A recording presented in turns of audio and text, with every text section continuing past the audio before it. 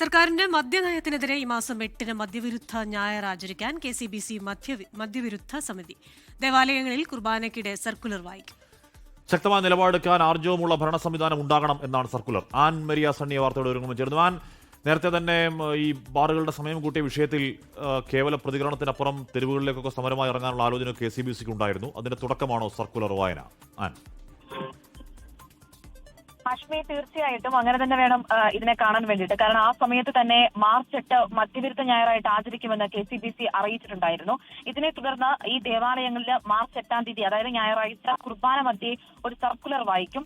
ഈ സർക്കുലറിലാണ് സർക്കാരിനെ കുറ്റപ്പെടുത്തി വിമർശിച്ചുമുള്ള വന്നിരിക്കുന്നത്. അതിൽ പറയുന്നത് ഇങ്ങനെയാണ്: രണ്ടാം ഇടതുപക്ഷ സർക്കാർ ഭരണം തുടങ്ങിയപ്പോൾ മുതൽ മദ്യശാലകളുടെ പ്രളയമാണ് എന്ന് പറയുന്നു. 2026-ൽ അധികാരത്തിലേറിയ മുന്നണി പറയുന്നത്, ആ സമയത്ത് പറഞ്ഞിരുന്നത്, ഇനി ഇപ്പോൾ ഉള്ളതിൽ ഒരു മദ്യശാല പോലും കൂടുതൽ പ്രവർത്തിക്കുകയില്ല എന്നാണ് ആ സമയത്ത് പറഞ്ഞിരുന്നത്. എന്നാൽ പിന്നീട് അങ്ങോട്ടേക്ക് ആ മദ്യശാലകളുടെ വർധനവാണ് കണ്ടത്. ഇപ്പോൾ കേരളത്തിൽ അത് ഒരു പ്രളയമായിട്ട് മാറിയിരിക്കുകയാണ് എന്നും ഈ സർക്കുലർ പറയുന്നുണ്ട്. മറ്റൊരു കാര്യം പറയുന്നത്, മദ്യത്തിനും മയക്കുമരുന്നിനുമെതിരെ നിലപാടുകളും നടപടികളും എടുക്കുന്ന സർക്കാരാണ് ഇവിടെ വേണ്ടത്. ശക്തമായ നിലപാടെടുക്കാൻ ആർജവമുള്ള ഭരണ സംവിധാനം ഉണ്ടാകണമെന്നും ഈ സർക്കുലർ പറയുന്നു. KCBC മദ്യവിരുദ്ധ സമിതി അത് വലിയ തരത്തിലുള്ള ഒരു പ്രതിഷേധവുമായിട്ട് ഈ ബാറുകളുടെ പ്രവർത്തന സമയം കൂട്ടുന്നതടക്കം മുന്നോട്ട് കാണിച്ചുകൊണ്ട് രംഗത്തേക്ക് വരുന്നുണ്ടായിരുന്നു. അത്